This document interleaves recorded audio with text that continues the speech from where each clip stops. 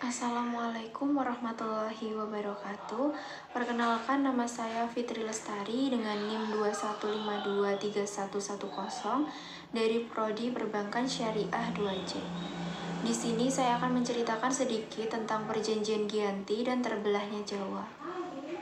Perjanjian Giyanti merupakan peristiwa besar di mana perjanjian tersebut lahir sebagai sebuah kesepakatan segitiga politik antara Pakubuwono III, Pangeran Mangkubumi, dan Perserikatan VOC pada tanggal 3 Februari 1755. Nama Giyanti diambil dari lokasi penandatanganan perjanjian, yaitu di Desa Janti. Sekarang tempat tersebut dikenal sebagai Dukuh Karten, Jatiharjo, Karanganyar, Jawa Tengah. Perjanjian ini dibuat dalam rangka meredam api konflik yang telah terjadi berlarut-larut pasca perpindahan Keraton Kartosuro ke Surakarta. Api dari peristiwa geger becinan tersebut ternyata belum mati. Pada saat itu, Mangkubumi yang membantu Pakubuwono II mendapatkan hadiah dari Pakubuwono II, yaitu sebidang tanah. Namun, luas tanah yang diberikan menimbulkan menimbulkan kecemburuan salah seorang pangeran yang mengeluhkan ketidakadilan kepada Gubernur Jenderal Baron van Inhofe. Kemudian gubernur tersebut mengeluarkan keputusan yang membuat tanah tersebut tidak jadi dimiliki oleh Mangkubumi. Perlawanan ini mendorong Gubernur VOC Jawa Utara Nicholas untuk menyelamatkan daerah operasionalnya secara tertutup melakukan perundingan dengan Mangkubumi. Kemudian kesepakatan dengan Mangkubumi yang hendak berkuasa di tanah Jawa pada 23 September 1755, kesepakatan antara VOC dengan Mangkubumi terlaksana dan kemudian disampaikan kepada Mangkubuwono III. Nota tersebut menyatakan bahwa Mangkubumi mendapatkan wilayahnya pada 4 November 1754. Pakubuwono III menyatakan persetujuannya terhadap hasil perundingan tersebut. Kemudian disampaikan oleh Pakubuwono III kepada Gubernur Jenderal VOC. Kesepakatan ini mendorong perjanjian besar yang ditandatangani di Desa Giyanti. Penandatanganan perjanjian Giyanti ini menjadi pangkal terbelahnya tanah Jawa menjadi dua bagian atau disebut dengan istilah Palihan Nagari.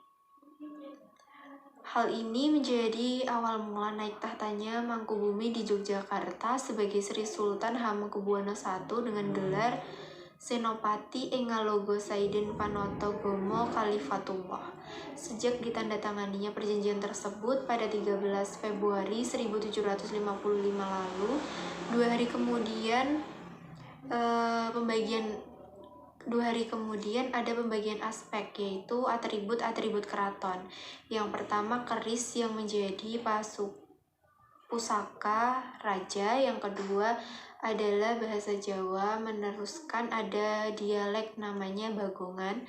Yang ketiga menunjukkan kegagahan, sedangkan Solo lebih halus, tetapi keterbatasan masyarakat Jawa tidak terjadi seketika pasca terjadi perjanjian Giyanti. Pembagian aspek-aspek tersebut mengalami proses panjang yang berjalan seiring dengan waktu. Kemungkinan pembagian tersebut sengaja dibagi acak sehingga terjadi tumpang tindih antara satu dengan yang lain dari beberapa wilayah Jogja yang di sekelilingnya adalah Solo dan beberapa wilayah Solo yang sekelilingnya Jogja, sehingga mengakibatkan kecenderungan atau terjadi konflik dua kerajaan tersebut. Dan pasca perjanjian Giyanti, Raden Mas Said atau Pangeran Sambernyowo yang dulu membantu menghubungi masih melakukan pemberontakan seperti halnya Mangkubumi. Pangeran Sambernyowo terus menuntut hak sebagai penguasa wilayah dalam gerakannya 1755. Pangeran Sambernyowo berhasil mengalahkan satu pasukan VOC. Kemudian pada Februari 1756, ia juga hampir membakar keraton yang baru didirikan di Yogyakarta. Setelah perang bertahun-tahun, kemudian VOC akhirnya menyudahi dengan perjanjian Salatiga pada tahun 1757. Perjanjian ini membuat tanah Jawa kembali terbagi.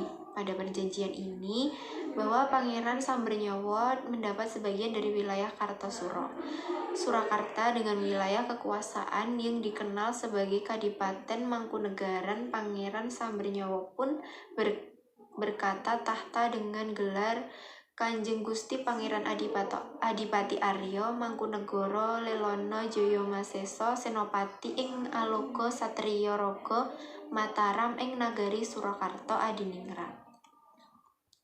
Kemudian pada tahun 1813 di masa Gubernur Jenderal Thomas Stamford Raffles dengan Kerajaan Inggris, Kesultanan Jogja juga terbelah dengan lahirnya Pakualaman. Kemudian tanah Jawa terjadi pembagian 4 wilayah. Pemerintahannya masing-masing tumbuh dengan perbedaan model dan orientasi politik. Hal ini yang mengantarkan Jawa pada rupa yang beragam. Sekian cerita perjanjian Giyanti dan terbelahnya Jawa dari saya. Apabila ada tutur kata yang kurang berkenan, mohon dimaafkan. Wassalamualaikum warahmatullahi wabarakatuh.